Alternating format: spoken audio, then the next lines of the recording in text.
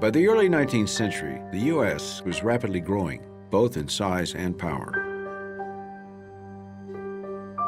Land-hungry and ambitious, the new country was also drastically changing its policies towards the Indian nations. And nowhere was this more evident than in the treaties. The United States' primary interest in treaty making was to acquire Indian land.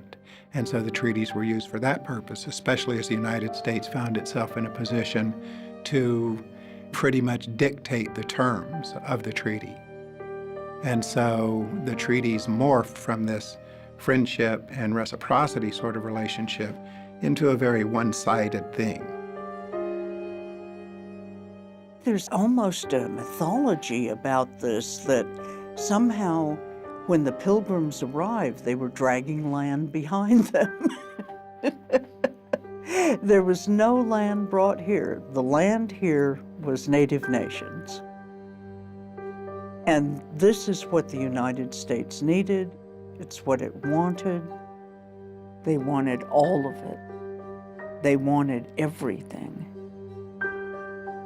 The greed came in. Well, we have a little tract here now we need a little more. And well, we need to go make another treaty. We didn't understand that eventually those treaty-making processes ended up to the acquisition of all of our ancestral homeland. That land was a part of us. That land helped us be. That land was who we were and who we are. The command of removal came unexpectedly upon most of us. There was a time that we noticed several overloaded wagons were passing our home, yet we did not grasp the meaning. Then one day, wagons stopped. We were to be taken away and leave our homes, never to return.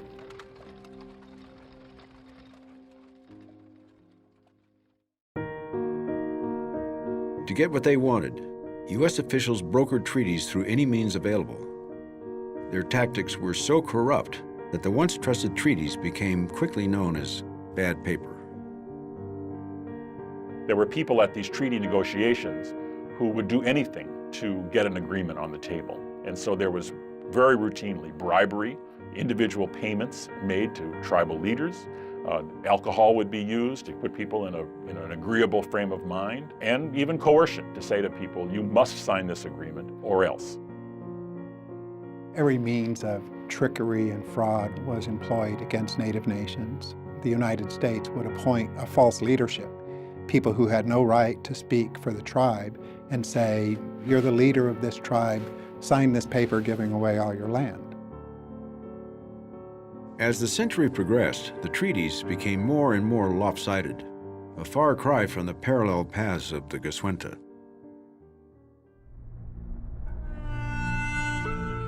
Despite appeals from the Indian nations, the U.S. kept on its new trajectory, rationalizing its aggressive actions along the way. They have neither the intelligence, the industry, the moral habits, nor the desire of improvement. The tribes of Indians inhabiting this country were fierce savages. To leave them in possession of their country was to leave the country a wilderness. It's important in the great American mythology to describe the Americas as wilderness. Because of its wilderness, then there's really nobody to dispossess. It was okay to come here and prosper and conveniently forget that there were already people and civilizations in place.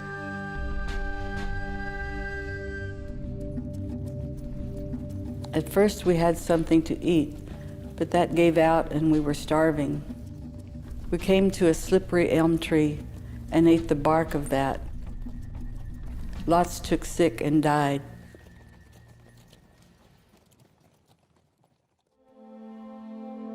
As Americans successfully pushed the bounds of the frontier, they not only believed that they were destined to take over the land and prosper, they believed that God was the one who put them there to do it.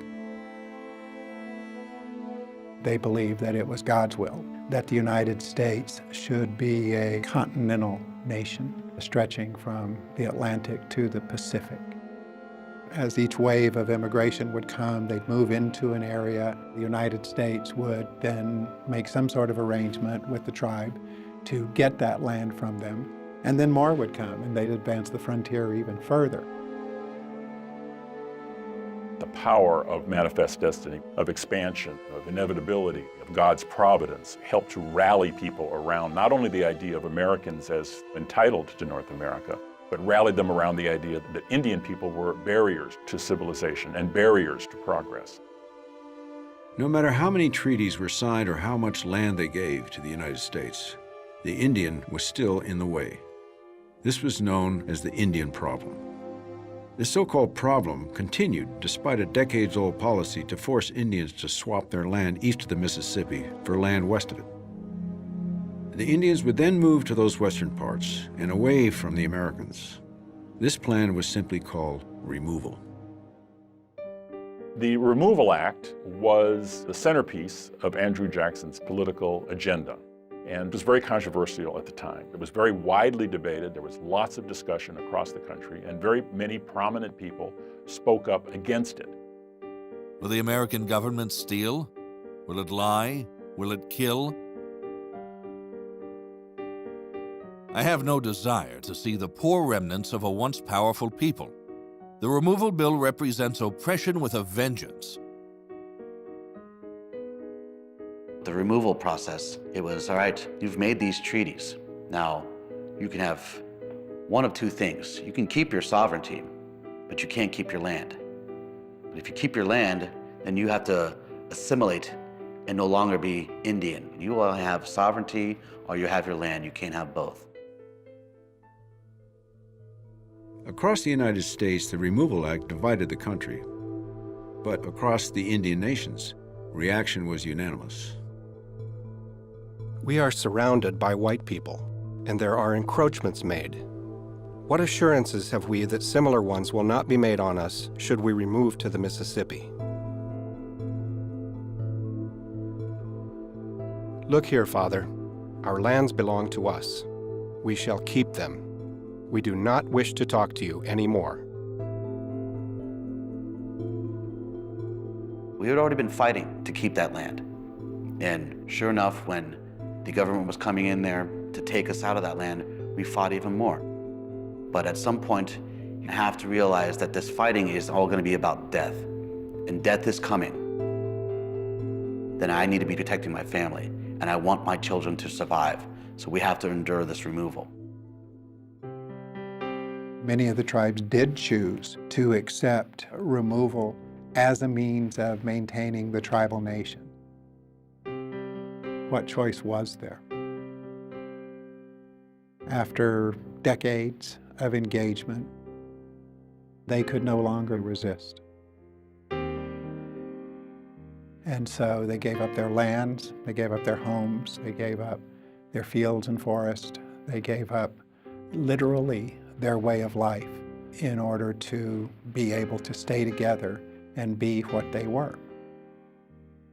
We are poor, but we are free. No white man controls our footsteps. Some tried to assimilate to avoid removal. Some were removed completely. But in the end, every nation met the same fate. Every nation had to give up land. Brothers, you cannot remain where you are now. You have but one remedy within your reach, and that is to remove to the west. May the Great Spirit teach you how to choose. The loss of land was devastating, and so was the loss of lives. The most famous of these incidents was the Cherokee Nation's Trail of Tears, but there were numerous other trails just as violent and just as crushing. Everyone had to walk. My baby brother Joel was 4 years old. I was just 8, but I took my turn at carrying him because he could not walk much. I would get so tired I'd think I was going to die, but I would hang on to him. I was so afraid they would kill him. I saw them kill babies who were too big to be carried and would give out. That really was a road of death. People were falling on the side of the road or being shot or being murdered on the road and being left there. the removal process was done in a way that was not efficient in making people survive.